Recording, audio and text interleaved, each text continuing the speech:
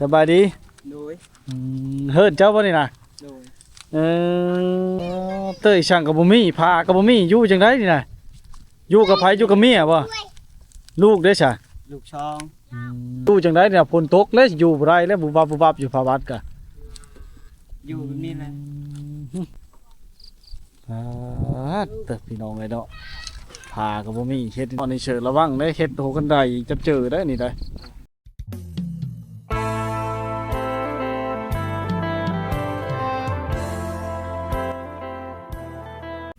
ครอบครัวนี้กับครอบครัวหนึ่งพี่น้องเนาะโอ้ยครอบครัวนี้แห่งนักชุดในหมู่บ้านทุกคนบ่มีฮอดผ้าเนาะมีแต่ผ้าห่มโอ้เจ้าของเข้าไปใช่นะพี่น้องเนาะเนี่ยชปูก็เอาหาไม้หลังเต้าเก็บไม้หลังเต้ามาเนาะพี่น้องเอ้ยโอ้ยเอาผ้าบัดมุงพี่น้องเอ้ยจักสิอยู่กันจังใดเนาะบ่เห็นเจ้าของแล้วน้องหลังคาเนาะบ่จักพันละหน้าพี่น้องเห็นกันแล้วเนาะ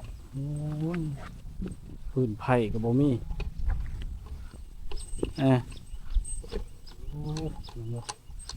แล้วก็ฝากกดไลค์กดแชร์ช่วยเหลือสังคมเนาะช่วยเหลือเพื่อนมนุษย์ด้วยกันเนาะหลังนี้แห้งนักพี่น้องบ่มีหอดผ่าเนาะ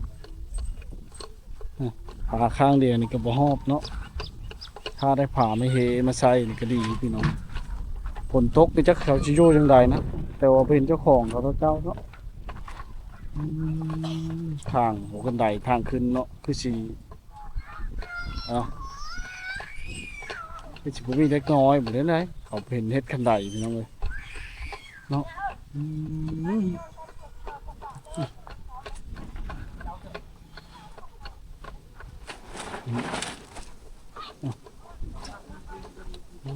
พี่น้องเอ้ย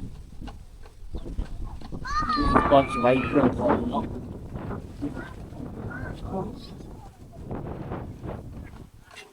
จักแม่นสิเว้า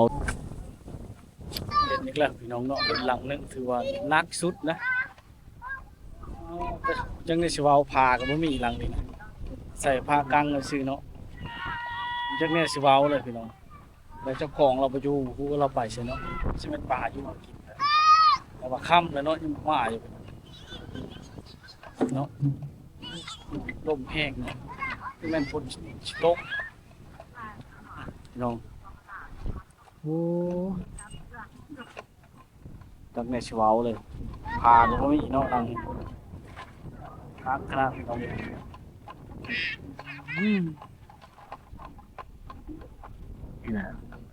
ผู้ใดผู้บ่ได้ก็บ่ได้อีหลีพี่น้องเด้อจังได้สิเว้าเนาะมาเห็นแล้วพี่น้องเนาะเลยเอาขนมให้เราบ้างเลยนี่สบายดีสบายดีโดยเฮิรนเจ้าบ่นี่นะโดยมามื้อก่อนน่ะบ่เห็นโอ้หากะเฮ็ดบ่นี่โดยแม่นเลยเต้ยช่างกับบ่มีพากับบ่มีอยู่จังไดนี่น่ะอยู่กับไผอยู่กับเมียบ่ลูกเด้อซะลูกช่องชื่ออะไรเจ้าน่ะขออนุญาตถามหมอนโดยแถวหมอนเนาะโอ้หากะเฮ็ดโอ้ยสิอยู่จังไดเนี่ยฝนตกแล้วสิอยู่บ่ได้แล้วบุบบับอยู่ภาวัดกะอยู่แบบนี้แหละบ่ได้นั่นพ่นก็บ่ได้เปียกเล่นแทนยามฝนตกเลยโป๊บพันปมนี้อยู่นี่น่ะโดยนี่พี่น้องเอ้ยเนาะขออนุญาตเด้อพี่น้องเอ้ยเนาะพาก็บ่มีเฮ็ดจังไดลักๆกันได้ช่างกะสีมุ้งเนาะพี่น้องเอ้ยเนาะเพิ่นบ่าวหมอนเห็นนั่นแหละอยู่กับเมียบ่เมียก็ขุดจิรอซื้อข้าวกินเนาะอึดข้าวพร้อมโอ้ลักๆอึดข้าวแล้วจังบ่มีเนาะได้สังกะสีมามุงก็คือสิไข่กว่านี้เนาะ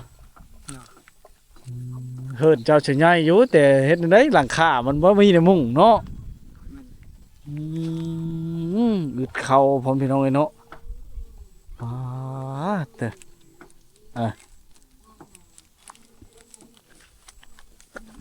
อย่ามฝนตกมาเด้อยู่ใช่นี่นะ อยู่บ่นี่แหละ อยู่นี่บ่ โดยแม่นแหละ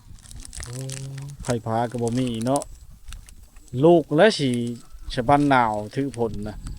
บ่ได้อยู่ดอกอันนี้น่ะเจ้ามุ่งนะบ่าวเอ้ยเนาะได้ลูกชายมาสองบ่ คนเดียวนี่ ผู้หญิงผู้หนึง ผู้หญิงไปน้ำแม่ เป็นเอ้ยผู้นี้บ่ โดยแม่นแหละ แบ่งกันเนาะบางมื้อได้ซะเมียจะอยู่แล้วเจ้าไปบ่ บ่ปล่อยอยู่นี่แหละเบิ่ง เบิ่งผู้นี้บ่บางเทื่อเป็นกันไปยามเมียเมื่อยแล้วก็เจ้าไปขุดเจ้าไปหากินบ่ ว่าเมื่อยก็เราอยู่พักโทษ เนาะมันบ่มีแนวหารับจ้างรับโบยหยังบ่ใช่อยู่บ้านเฮานี่ บ่ ในชน ฮอด บท ยำนำหน้าเกี่ยวข้าว เฮายามเกี่ยวข้าวดำหน้าพุ่น โดยหารับจ้าง สุเจ้าบ่ได้เฮ็ดหน้าบ่สิเจ้านี่ เฮ็ดครับไปตัดหน่อไม้เฮ็ดแห้งแล้วสิขาย เอ ซื้อข้าวกิน ซื้อข้าวกินเนาะ ทั้งนั้นก็หมดควายกิน ควายเขากิน กลางคืนแบบตอนนั้นนะมันหมางหัว มันบุหัวเข้าไปเนาะมนหัวเข้าไปโ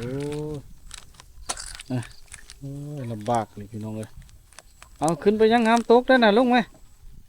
ตกได้ละลงก็จบ เซ็งเด้อเซ็งเด้อ อยู่กับลูกเนาะขนมก็เกือบบ่คู่กันพี่น้องเอ้ยมากกันเลยเห็นแวบๆบางเลื่อนะบ่เห็นเจ้าเนาะ ก็ไปเอาลูกอยู่นำลูก โอ้ได้ช่างจะกินแรงมื้อแรงนะ บ่มีหยัง บ่มีหยังเลย เนาะ โอ้ยพี่น้องเอ้ยเนาะเจ้าฮอยชนิดยันต่ำนะบ่น่ะ โดยมัน เนาะ ยันให้บัตรขาด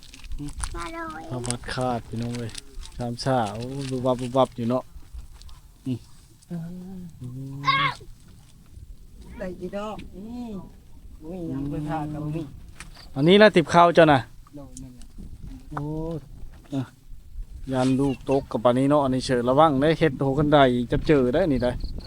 อันนี้ ได้ตะปูเนาะคันได้ตะปูเนาะบอนเฮ็ดโหกันไดจะเจอนะขึ้นลงนี่ตัดไม้มาแถวป่าแถวดงนี่พอได้อยู่เนาะ อันนี้บ่มีอันนั้นจักอันนี้นั้นมีแต่พา มิดเฮ็ดด้วยผ้าเลยนี่ โดย เฮิดเจ้านี่ได้โอ้ยเขาดีเด้อ มี น้องเอ้ย ไปเกเอาคอรถเขาคอรถไทยเขา อืมพาลูกกินข้าวดีเด้อเนาะ เกะ โอ้ย อยากกระโดด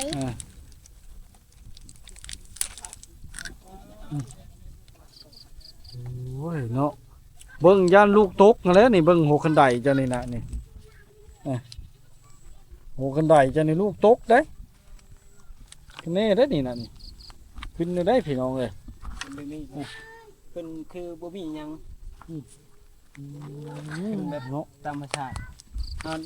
ยามเกี่ยวนั้น น้ำกินจะบ่นี่นะ โดย โต้งกับน้ำพ่นนี่บ่คันบ่มีน้ำพ่นได้สิเอาอยู่ใช่จ้ะ น้ำมันนั้นทำน้ำสร้าง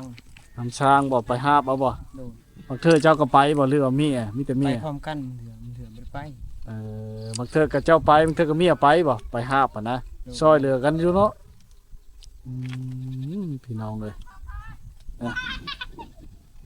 เนาะแซ่บบ่ล่ะหน้าบ่าวเสียมาตอนใหม่เด้อ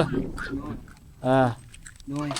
ค่ำแล้วจังเห็นเจ้ากะเจ้าน่ะมาแต่เวะบ่เห็น มื้อนี้ก็ไปหานั้นตอนเพิ่ง หาต้นเพิ่งมาขายหา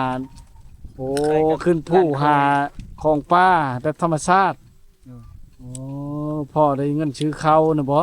โดยแม่น โอ้หลักๆก็คือข้าวกินกับแนวมุ่งเฮิรนนี่แหละพี่น้องเนาะ อืม มาเห็นก็คือเห็นนี่แหละเฮิรนเราโอ้ยเฮิรนมาหมอน บาง พี่ เทื่ น้อง อก็มื้อหนึงเดี๋ยวบ่ได้กินข้าวสองมื้อสิได้กินข้าวนี่ สองมื้อจะได้กินข้าวเท่านึง อยากลูกนี่ ทำนี่ก็ฮอดทำนี่เลยจะกินอีกใช่ป่ะอดเลย อดไว้ให้ลูก โดน โอ้ยพี่น้องเนาะเขาจะมีละอดไว้ให้ลูกมื้อแรกนี่ก็บ่ได้กินนี่แหละนี่เนาะ บ่พอได้นั้นยังได้เต็มเขานั่นเต็ม เนาะแม่กับท่านมาอยู่ค่ำแล้วนี่6 โมงแล้วนี่ป่านยังบ่ได้มาอยู่ไปหากุจิโร่ไปขายเพราะมันผลทางชีวิตเนาะ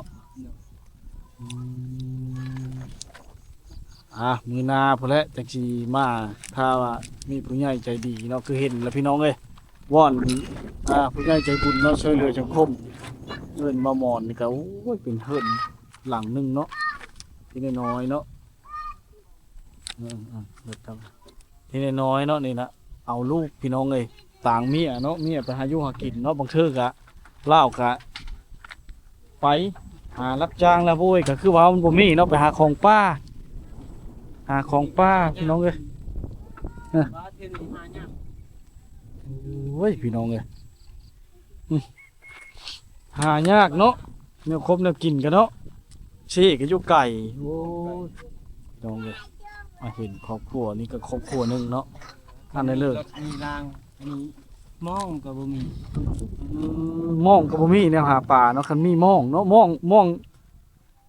องจักเช่นชนหลายจะจักไดบ่ใช่ปลามันพอได้กินนี่นะม่องจักเช่น รางหนึงก็กำลังเถื่อกันม่านนั่นพอได้กิน ซ้ำนี้นะม่อง4 เช่นนี่ลม2 นิ้วนี่ สองนิ้วสอง อ่า นิ้วหรือว่านิ้วหนึง ซ้ำนี้นะ6 เช่นนี่บ่8 เช่นนี่นี่10 เช่นนี่เจ้าฮู้จักอยู่บ่ รู้จักอยู่ ขามองปลายช่องแล้วมอง4 เช่นเด้น่ะ อืม ชนหลายชุเจ้าเห็นเขาใช้ได้ในป่าในม่องจักเช่น เส้นเดียว โชโปใน2 เส้นครึ่งโชโปใน2 เส้นครึ่งมอง2 เส้นครึ่งปลาน้อยน่ะ สำนั้นเลย ฉะนั้นเนาะ แบบบ่มีอันนั้น พอได้ ไปได้ มาหาขายเนาะคันได้มองเนาะมองก็บ่มีแฮก็บ่มีเนาะ ซ้ำนี่ปลาซ้ำนี่เขาอยากซื้อคนไหน ตลาดป่าใหญ่ๆเนาะ หรือว่าเครื่องคุนั่นเป็นก็คอเขาคิด หาปลามาได้แหละพอได้เอาไปแลกเขา เนี่ย พอประทังชีวิตโอ้พี่น้องเอ้ยเนาะจักเจ็ดอันใดลูกก็2 คนบัดนี้เอาลูกก็บ่ได้แล้วบัดนี้เนาะบ่กล้าเอาอีกแล้วเนาะ สักเลย พังเข็มเข้ามานะไปอยู่ชุกทลาไกลๆพวกนั้นเนาะโอ้ยพี่น้องเลยเนาะ